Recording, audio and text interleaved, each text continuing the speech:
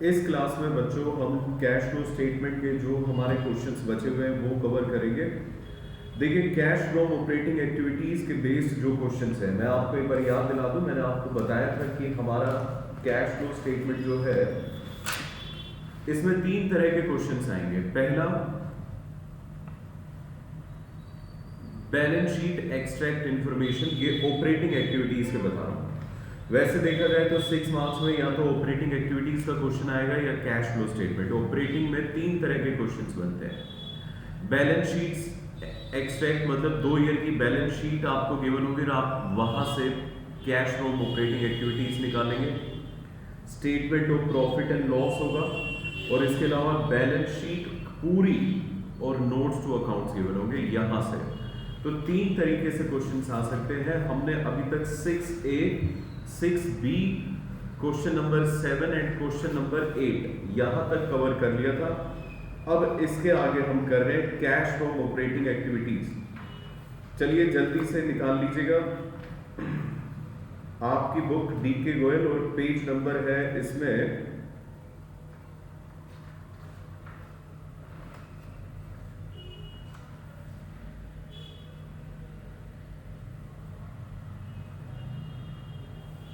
6.119।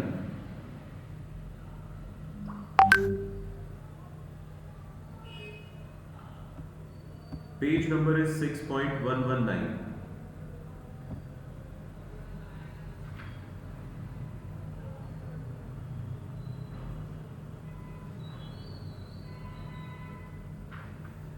Question number हम करने वाले हैं 9। ये है जी क्वेश्चन, ध्यान से देखिएगा।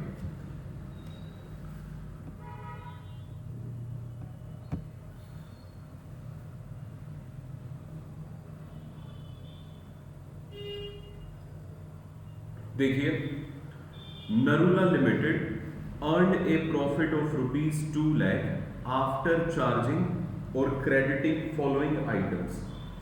एक कंपनी है नरूला लिमिटेड, उसके बारे में बताया गया कि 2 लाख रुपए का उसने प्रॉफिट अर्न किया और ये जो प्रॉफिट इसने अर्न किया है उसमें ये जो चीजें हैं ये या तो चार्ज हो चुकी हैं चार्ज होने का मतलब होता है माइनस होना, या फिर क्रेडिट हो चुकी है मतलब ऐड हो चुकी है प्रॉफिट में। तो ये सारी चीजें प्रॉफिट में ऐड और लेस हो चुकी है। Depreciation, loss on sale of furniture, amortisation of development cost. Development cost एक इंटेंजिबल एसेट होता है, उसका एमोर्टाइजेशन हुआ है। और इसके अलावा प्रोविजन फॉर डाउटफुल डेब्ट्स, ये भी इसमें माइनस हो चुका है। प्रोविजन फॉर टैक्स भी हो चुका है। ट्रांसफर टू जनरल रिजर्व भी सब्ट्रैक्ट हो गया है। Gain on sale of machinery भी सब्ट्रैक्ट हो गया है। ये सारी चीजें हमारे प्रॉफिट में माइनस हो चुकी हैं। और इसके अलावा हमें ये एडिशनल इंफॉर्मेशन गिवन है जिसमें 2018 और फिर 2017 के करंट एसेट्स और करंट लायबिलिटीज गिवन है। क्वेश्चन कहते हैं जी, you are required to determine cash from operating activities. हमें क्या करना है, कैश फ्रॉम ऑपरेटिंग एक्टिविटीज निकालना है। तो जल्दी से आप यहां लिख लीजिए क्वेश्चन नंबर 9 और इसकी हेडिंग पे लिख दीजिए हम कैलकुलेट करेंगे कैश फ्रॉम ऑपरेटिंग एक्टिविटीज। देखो बेटे, फॉर्मेट पूरा तैयार कर लीजिएगा। सिर्फ और सिर्फ हमें ऑपरेटिंग एक्टिविटीज चाहिए, कैश फ्लो स्टेटमेंट नहीं बना रहे हम।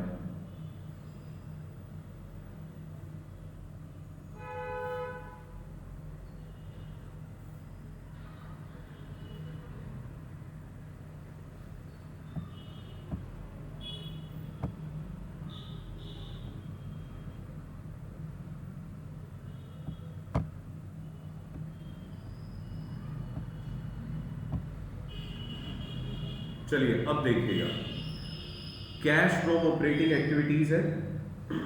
अब मुझे एक बात का जवाब दीजिए, सबसे पहले कैश फ्रॉम ऑपरेटिंग एक्टिविटीज शुरू करने के लिए मुझे जरूरत होती है प्रॉफिट बिफोर टैक्स की। क्या प्रॉफिट बिफोर टैक्स इस क्वेश्चन में गिवन है या नहीं, इस बात का जवाब दीजिए। बेटे अब देखें जरा ध्यान से, तो हमें स्टार्टिंग में ही प्रॉफिट बता दिया गया था 2 लाख का। लेकिन ये जो प्रॉफिट है इसमें कुछ चीजें प्लस माइनस हो चुकी हैं, और अगर मान लीजिए 3 चीजें इसमें माइनस हो चुकी हो, एक तो टैक्स, दूसरा रिजर्व और तीसरा डिविडेंड, तो हमें वर्किंग नोट बनाना पड़ जाएगा पीपीटी का। और आपके लिए गुड न्यूज ये है कि इसमें प्रोविजन फॉर टैक्स और रिजर्व दोनों माइनस हो चुके हैं, तो इसका मतलब प्रॉफिट बिफोर टैक्स हमें यहाँ कैलकुलेट करना पड़ेगा। और सीबीएसई ने इसके लिए बकायदा कहा है, एक सर्कुलर निकाल के कि बच्चा अलग से इसके लिए वर्किंग नोट बनाएगा। तो जब सीबीएसई इतनी मेहनत कर रहा है तो बेटे वो बच्चे से भी उम्मीद करेगा कि वो इतनी ही मेहनत करके वर्किंग नोट बनाए। वर्किंग नोट्स में यहां लिखेगा कैलकुलेशन ऑफ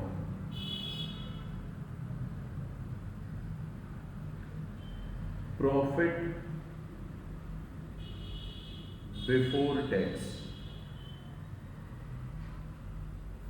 ठीक है। अब कैसे निकलेगा प्रॉफिट बिफोर टैक्स? हमें करंट ईयर का प्रॉफिट बताया गया है, प्रॉफिट बताया गया था 2 लाख रुपए, ठीक है जी। इसमें आप क्या करेंगे, 2 चीजें प्लस करेंगे। पहले तो जितना भी रिजर्व में ट्रांसफर हुआ, और दूसरी चीज आपने इस पे जितना भी प्रोविजन फॉर टैक्स दिया, प्रोविजन फॉर टैक्स, ये भी इसमें प्लस हो जाएगा। चलिए अब जरा देखिएगा, रिजर्व में हमने ट्रांसफर कितना किया है, 20,000, 20,000 बेटे रिजर्व के प्लस होंगे। ये क्यों प्लस हो रहे हैं? क्योंकि इस प्रॉफिट तक जाने में ये माइनस हो चुका है, और अगर हमें वापसी प्रॉफिट बिफोर टैक्स पे जाना है तो ऑफ कोर्स जो चीजें माइनस हुई है उन्हें हमें प्लस करना ही पड़ेगा।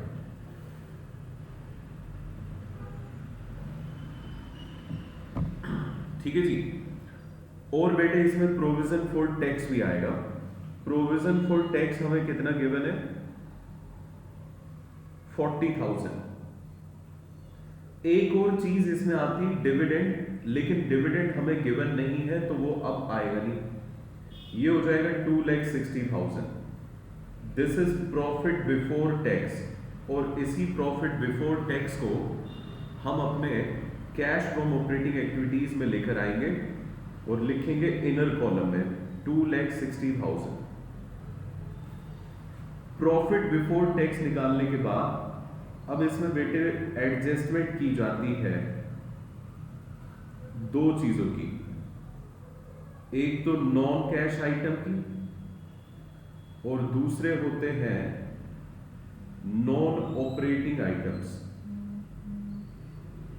Non cash and non operating items, इन 2 चीजों की हमें एडजस्टमेंट करनी होती है। तो चलिए अब देखते हुए चलिएगा क्या क्या चीजें इसमें आएंगी। पहले शुरुआत से डेप्रीसिएशन, क्या ये इसमें प्लस होगा?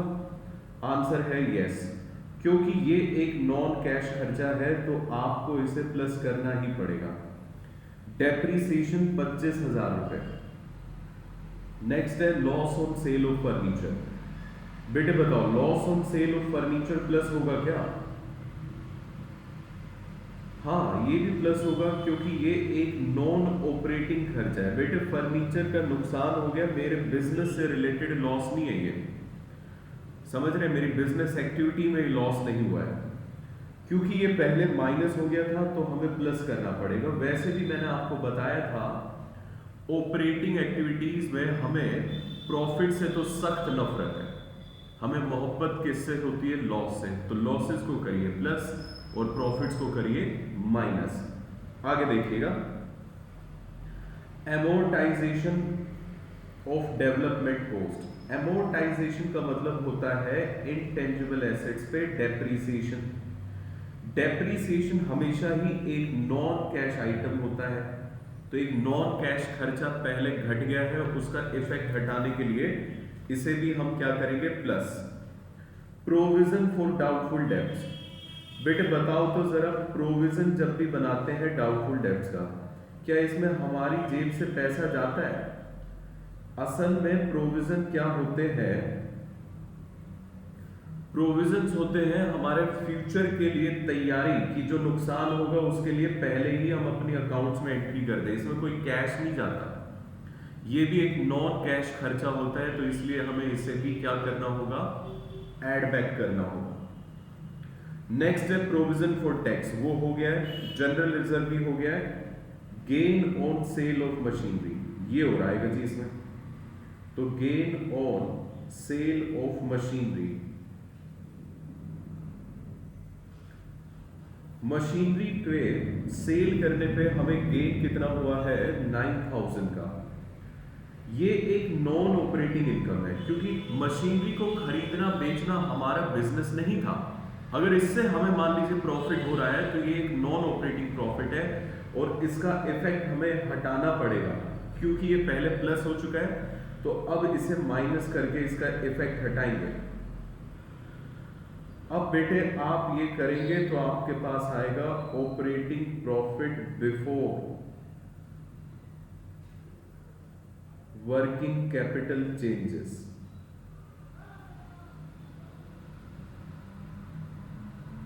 ये लो जी, operating profit before working capital changes आएगा। जल्दी से इसे कैलकुलेट कर देते हैं।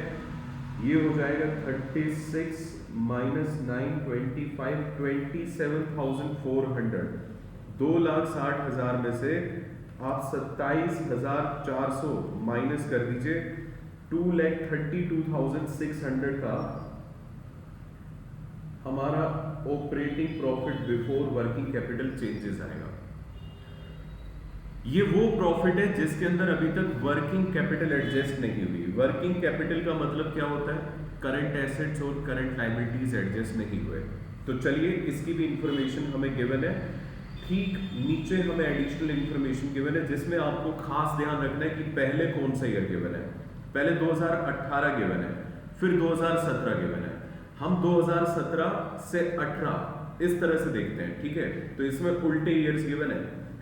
ट्रेड रिसीवेबल पहले 90,000 थे, अब है 1 लाख।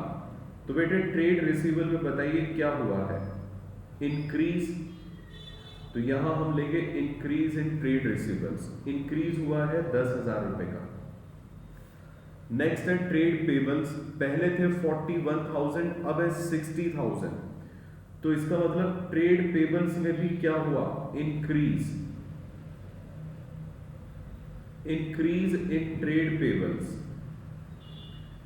बेटे ट्रेड पेबल पहले 41,000 थे, अब 60,000 हो गए, तो मतलब 19,000 से बढ़ गए। अब मेरी बात जरा ध्यान से सुनिएगा।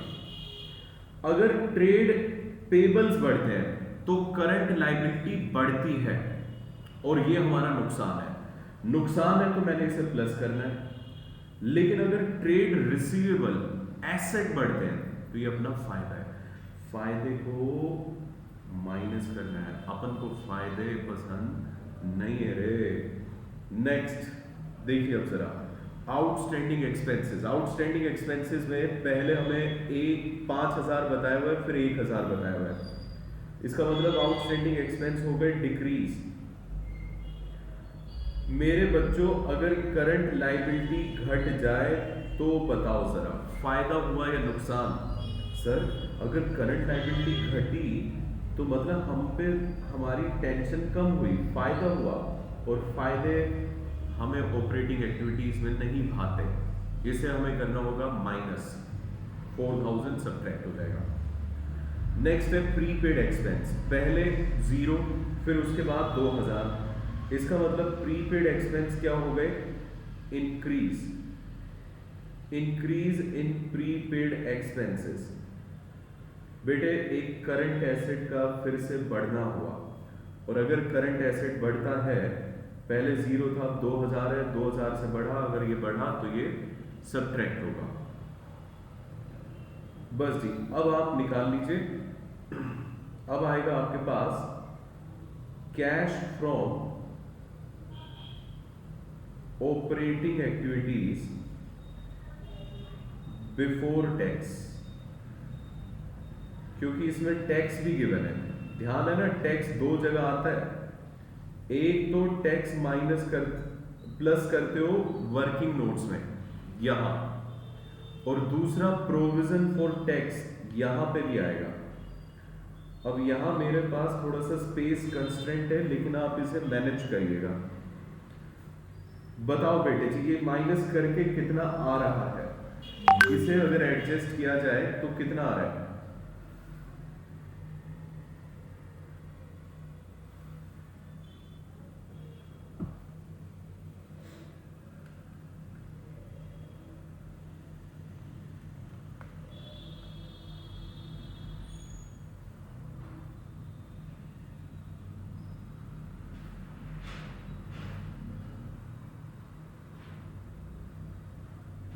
जरा इसकी कैलकुलेशन देखिए।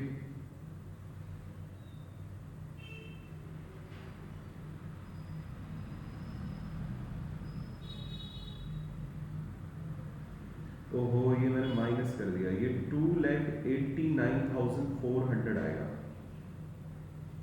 इसे ठीक कर लीजिए। ये 2,89,400 आएगा। और फिर ये अगर एडजस्ट किया जाए तो ये 10, 16,000 नेगेटिव और 19,000 पॉजिटिव, यानी कि 3,000 आ रहा है। तो ये हो जाएगा 2,92,400। और अब इसमें से आप टैक्स माइनस करेंगे 40,000। 40,000 का टैक्स माइनस करेंगे तो आपके पास जो आएगा वो आएगा 2,52,400। क्योंकि आंसर पॉजिटिव आया है तो इसे हम कहेंगे cash from operating activities. This is cash from operating activities. I hope कि आपको ये समझ में आ गया। ये था क्वेश्चन नंबर 9। चलिए जी, अब इसके बाद देखते हैं question number 10 cash flow statement के। Question number 10 is very very easy. हालांकि क्वेश्चन नंबर 9 भी बहुत आसान था। जल्दी से फॉर्मेट बना लीजिए और फिर इसके बाद हम देखते हैं जी इसमें क्या करना है। लो जी, मेरा फॉर्मेट हो गया रेडी। अब मैं आपके सामने रखता हूं क्वेश्चन को। देखिए जरा, जेड लिमिटेड ने प्रॉफिट कमाया है 20 लाख रुपए का आफ्टर चार्जिंग डेप्रीसिएशन ऑफ ₹1,50,000। कहते जी ये जो प्रॉफिट आया ना 20 लाख का, ये डेप्रीसिएशन माइनस करके आया, प्रीलिमिनरी एक्सपेंसेस को राइट ऑफ करके आया, loss on sale of fixed assets भी हमने इसमें से माइनस कर दिए। मतलब ये 3 चीजें हमने इसमें माइनस कर रखी है। Other information available to you is as follows. कहते जी इसके अलावा इंफॉर्मेशन है at the end of the year trade payables showed an increase of 45,000। ओहो, क्वेश्चन को बेटे आपको खास तौर पे बोलना ही पड़ेगा थैंक यू। बताओ जरा क्यों मैं इसे थैंक्स बोल रहा हूं? बेटे सारा सामान पका पकाया है। कह रहे जी ट्रेड पेबल में इंक्रीज है, ट्रेड रिसीवेबल में इंक्रीज है, मतलब हमें इंक्रीज डिक्रीज भी ढूंढने की जरूरत नहीं है। सारा सामान इसके अंदर अवेलेबल है। प्रीपेड डिक्रीज है, बस इधर उधर वैल्यू जहां आएगी ना बस वो दिखाना है आपको। इसमें कैलकुलेट क्या करना है? Cash flow from operating activities. बताओ जरा, क्या इससे कोई आसान क्वेश्चन हो सकता था? बेटे ये तो आप ऐसा समझ लो कि सर्दी के मौसम में आपके दूध में किसी ने घी डाल दिया। एक तो पहले ही दूध हेल्दी, ठीक है जी, फिर उसमें घी भी डल गया और फिर उसमें आप समझिए कि मामरा बादाम और डाल दीजिए। ओहो, क्या कॉम्बिनेशन हुआ। बस बेटे जी वही यहां पे हो गया है। Cash flow from operating activities, ये तो मैंने लिख दी इसकी हेडिंग। अब मुझे इसे स्टार्ट करने के लिए सबसे पहले एक चीज की जरूरत है, वो है प्रॉफिट बिफोर टैक्स। ये बताओ, क्या इसके अंदर 3 आइटम में से कोई एक चीज गिवन है? 3 आइटम कौन कौन से? डिविडेंड है? नहीं। रिजर्व? नहीं। टैक्स? नहीं। तो बस बेटे जो प्रॉफिट गिवन है वही कौन सा प्रॉफिट है? Profit before tax. ये है जी 20 लाख रुपए, 20 lakhs। ओके, अब इसमें हमें करना है एडजस्ट दो चीजों को, adjustment for non cash and non operating items. इन दो चीजों को हमें इसमें एडजस्ट करना है। बताइए जरा कैसे एडजस्ट किया जाए जी, नॉन कैश और नॉन ऑपरेटिंग। देखते हुए चलिएगा। डेप्रीसिएशन गिवन है, क्या डेप्रीसिएशन एक नॉन कैश खर्चा है? हाँ, डेप्रीसिएशन एक नॉन कैश खर्चा होता है, इसमें कोई पैसा वैसा हमारा जाता नहीं है। तो बेटे ये इसका इफेक्ट हटाओ। पहले ये माइनस हो गया था, इफेक्ट हटाने के लिए इसे अब आप क्या करेंगे, प्लस करेंगे। और प्लस करेंगे कितना अमाउंट, 1,50,000 रुपए। डेप्रीसिएशन एडजस्ट हो गया। फिर इसके बाद है preliminary expenses. Preliminary expenses right of किए गए हैं। देखिए प्रीलिमिनरी एक्सपेंसेस अगर राइट ऑफ हुए, राइट ऑफ एक सिर्फ अकाउंटिंग एंट्री होती है और इसमें कोई पैसा न आता है न जाता है, तो मतलब ये भी एक नॉन कैश खर्चा है। इसे भी हमें हटाना पड़ेगा, तो ऐड बैक करेंगे 10,000 रुपए। अगला है जी loss on sale of fixed assets. ये एक नॉन ऑपरेटिंग खर्चा है जो मेरे बिजनेस की एक्टिविटी से नहीं होता। इसका भी इफेक्ट हटाएंगे। 30,000 रुपए पहले माइनस हो चुके हैं, प्लस करेंगे। इतना कर देंगे तो हमारे पास आएगा operating profit before working capital changes.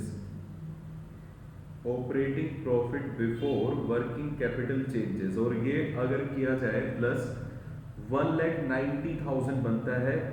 20 lakh में प्लस करिए तो 21,90,000 हमारा ऑपरेटिंग प्रॉफिट आ गया।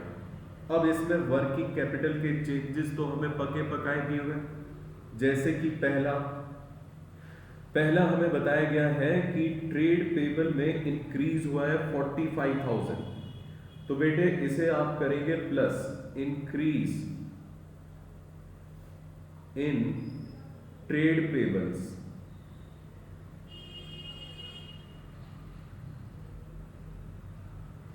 प्लस करो जी, इंक्रीज इन ट्रेड पेबल्स 45,000, ये प्लस हो जाएगा। नेक्स्ट, ट्रेड रिसीवेबल में भी इंक्रीज है। अच्छा, ट्रेड रिसीवेबल में भी इंक्रीज है, ट्रेड पेबल में भी इंक्रीज था। ट्रेड रिसीवेबल में जो इंक्रीज है वो है 53,000, लेकिन ये माइनस होगा। कारण क्या है कि करंट एसेट का बढ़ना हमारे लिए फायदा होता है और फायदे हमें माइनस करने हैं। आगे देखिए, प्रीपेड एक्सपेंस में डिक्रीज है 2,000 का, तो डिक्रीज इन प्रीपेड एक्सपेंसेस 2,000 रुपए। प्रीपेड एक्सपेंस अगर घट गए तो हमारा नुकसान हुआ, तो ये प्लस होगा।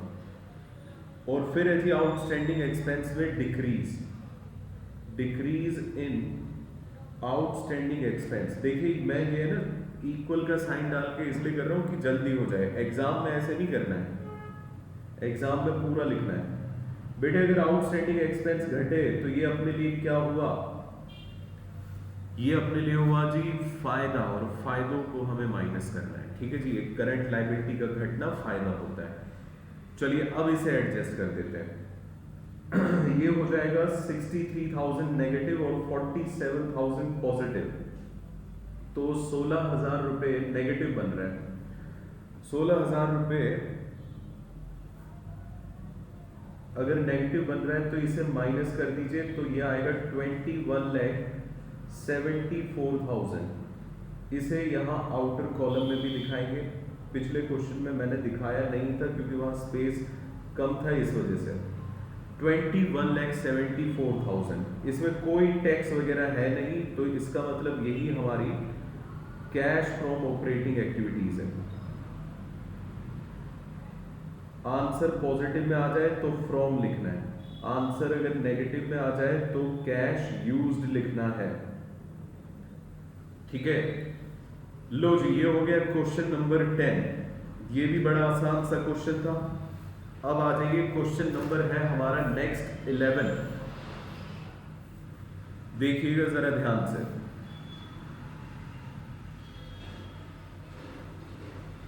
पहले बना लेंगे हम फॉर्मेट क्वेश्चन नंबर 11 के लिए।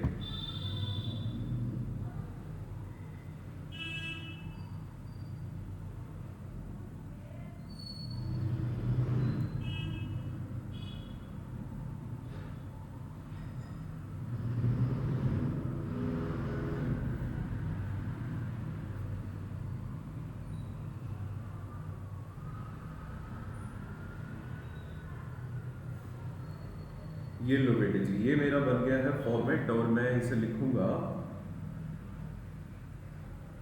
Cash flow from operating activities. देखिए बच्चे अक्सर प्रैक्टिस करते वक्त ना इन छोटी छोटी चीजों को नहीं प्रैक्टिस करते, जिससे उनकी आदत खराब हो जाती है। वो फॉर्मेट ढंग से नहीं बनाएंगे, बिना लाइनों के काम करने लग जाएंगे। आप अगर ऐसा कर रहे हो तो आप एक बहुत बड़े रिस्क पे हो। असल में आपका जो माइंड होता है ना, वो ट्रेन इस तरह से हो जाता है कि बिना फॉर्मेट के काम करने लगता है। तो बेटे अगर आप ऐसी गलतियां करते हो तो प्लीज उसे मत करिएगा, ठीक है।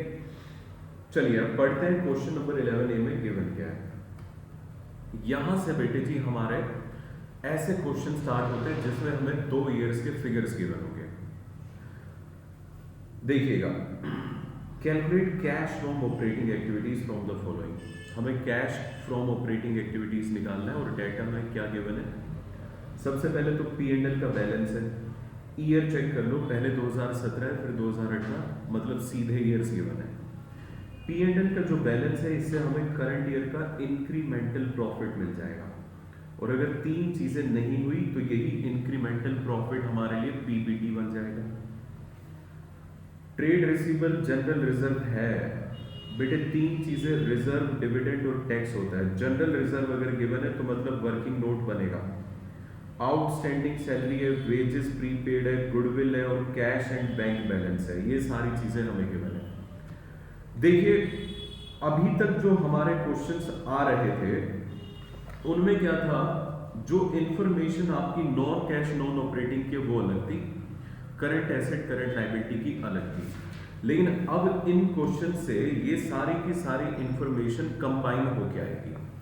तो हम भी अपने फॉर्मेट को पता है किस तरह से बनाएंगे, हम भी इसमें थोड़ा सा एडवांसमेंट कर देंगे कि हम कहीं अटके नहीं ढूंढने में चीजों को, और सारे के सारा काम हमारा एकदम फास्ट एंड फ्यूरियस होना चाहिए, ठीक है। वैसे मुझे फास्ट एंड फ्लॉलेस बोलना चाहिए, वो तो मेरे पिक्चर का नाम है इस वजह से चिपका दिया। प्रॉफिट बिफोर टैक्स ये आएगा।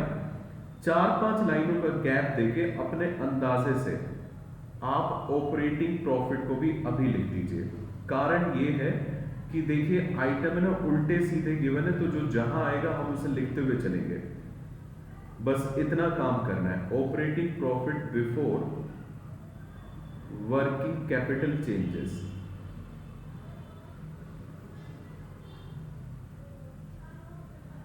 ओके, क्या इसमें हमें प्रॉफिट बिफोर टैक्स निकालना पड़ेगा? जवाब है हाँ। तो देखिए हम किसी भी चीज के पीछे भागेंगे नहीं, बस हमें ये पता है कि निकालना पड़ेगा। तो यहां मैं वर्किंग नोट अपना बना के तैयार रखूंगा। वर्किंग नोट में लिखूंगा calculation of profit before tax. मैं यहां शॉर्ट फॉर्म लिख रहा हूं, लेकिन एग्जाम में शॉर्ट फॉर्म नहीं चलेगी। PBT निकाल रहे हैं जी। सबसे पहले अब देखना, जैसे जैसे आइटम आएगा ना, बस इतना फॉर्मेट तैयार कर लो। मैं यहां पे बल्कि लिख भी देता हूं कि यहां से हमारे सेकंड टाइप के क्वेश्चन शुरू हो जाते हैं, टाइप 2 क्वेश्चन, जिसमें हमें गिवन क्या होगा, 2 ईयर बैलेंस शीट एक्सट्रैक्ट। हमें 2 साल के बैलेंस शीट के टुकड़े गिवन होंगे, ठीक है जी। तो ये एक बैलेंस शीट का ही टुकड़ा था। अब बेटे ऐसे क्वेश्चंस में ये 3 चीजें पहले ही बना लो। अब जैसे जैसे आइटम आएगा ना हम वैसे वैसे लिखेंगे, भागेंगे नहीं कि पहले इसे बना ले इसे बना ले इसे, कुछ नहीं करना चाहिए ऐसा। देखते हुए चलिए, सबसे पहले P&L का बैलेंस गिवन है, पहले 60,000 है, फिर उसके बाद है 65,000, यानी कि इंक्रीमेंटल प्रॉफिट हुआ है 5,000 का। इंक्रीमेंटल प्रॉफिट को बस लिख के छोड़ दो, जो मैं बता रहा हूं वो इसलिए बता रहा हूं, ऐसा करना कि स्पीड बनेगी, और एग्जाम में हमें बेटे स्पीड से काम करना है। ये 5,000 आएगा। फिर है जी ट्रेड रिसीवेबल, पहले थे 1,49,000, अब है 1,53,000, यानी कि ट्रेड रिसीवेबल में हो गया है इंक्रीज। तो इंक्रीज को हम दिखाएंगे यहां, इंक्रीज इन ट्रेड रिसीवेबल्स।